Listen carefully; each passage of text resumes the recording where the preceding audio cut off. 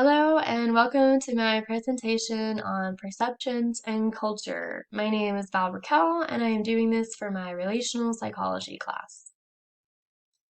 Cultural creates perception, and I feel like there are three main things based on your culture that's going to create that perception, such as how communication in your area is organized, such as if it's normal to interact with strangers at the grocery store or even at the park, or if that's not a normal thing from where you live. Normal or also nonverbal cues will be understood differently, such as facial expressions or body language. And I believe that diversity can create creativity and innovation. And the more diversity, the more success can come out of your situation. And I believe that we all see the world through cultural glasses, which means we all have a different perception and it can vary widely across cultures. Some of the things that we think about naturally on a day to day basis while observing other people within a social environment um, are their morals, whether they decide to do the right thing or not, how competent they are, what kind of language are they using while speaking to you. Does it sound like a complete normal sentence, or are their words choppy? Are they warm and friendly when talking to you or others? And how beautiful you think somebody is.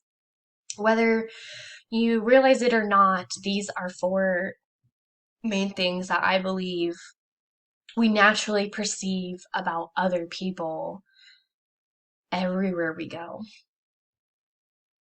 Now, what is web-based social cognition? This took me a while. I had to read it a couple times to really understand it, but it is basically what it means. Um, what you think about somebody from a web page, such as their Facebook post or their social media, is going to determine your first impression of them, is basically what a web-based social cognition is. Research has shown that a lot of personality traits can be made um, from a web-based interaction compared to a face-to-face um, interaction, just based on how they typed or what they said, and maybe even how they reacted to what someone else might have said. Smiling creates a positive first impression. So even, if you're on the computer or if you're video chatting with somebody, starting off with a smile can probably ease everybody's spirits. But nonverbal expressivity has proven to be just as positive as face-to-face interactions. And it was shown that perceivers use the same strategies when it comes to interacting face-to-face and when it comes to interacting on the computer or on the web. I decided that I wanted to compare American culture to French culture because I took French class in high school and I've even watched a few shows about American going to live in France, and I found it really interesting what I learned from it. And there's a lot of differences that I'm honestly a little jealous of, and there's a few differences that I didn't know about that I'm not jealous of, such as apparently there are smokers everywhere in France, and it is very common to find somebody who smokes, and it's I think it's more socially accepted in France than it is in America. It's not that there's not a lot of smokers in America, but that it's probably more common in America to have non-smoking zones, even if it's outside, such as a zoo or a park, as opposed to probably there is in France.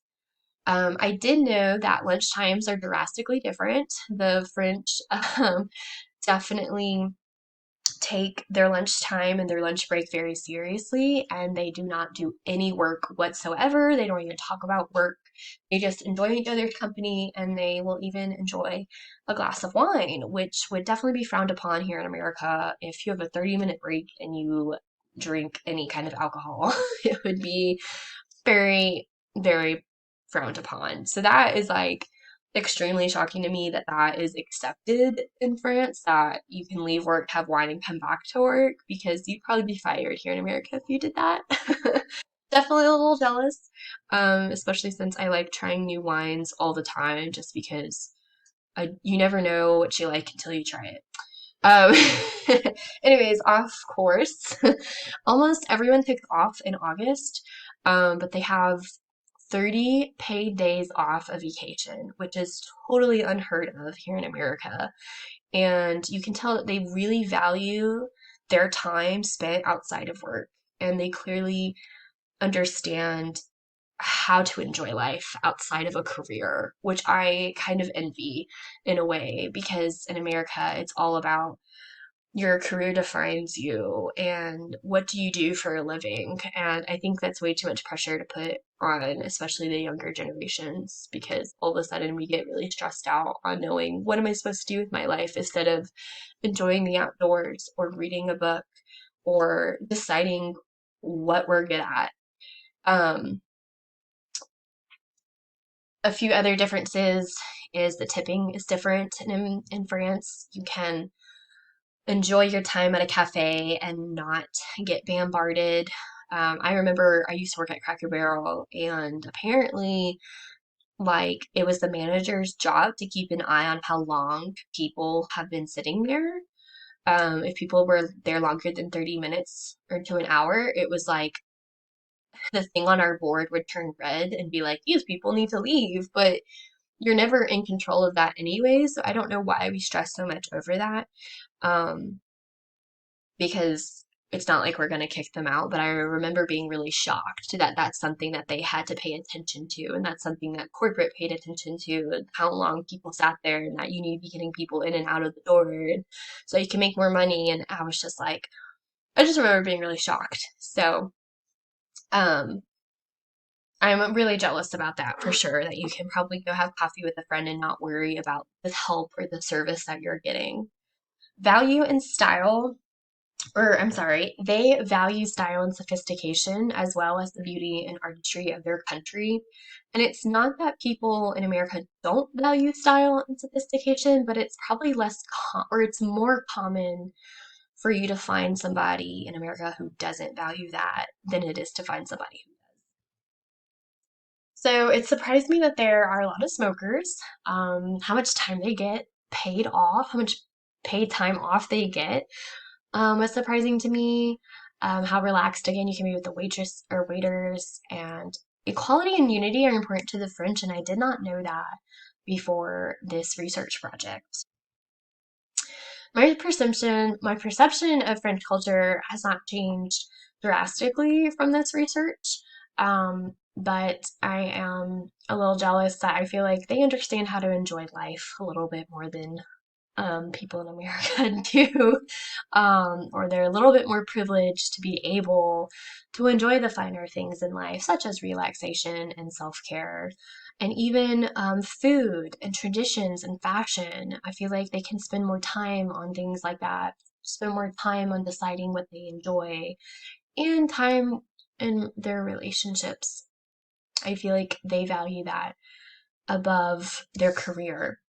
And I feel like that's really uncommon here in America, or if someone tries to live that way, it's frowned upon.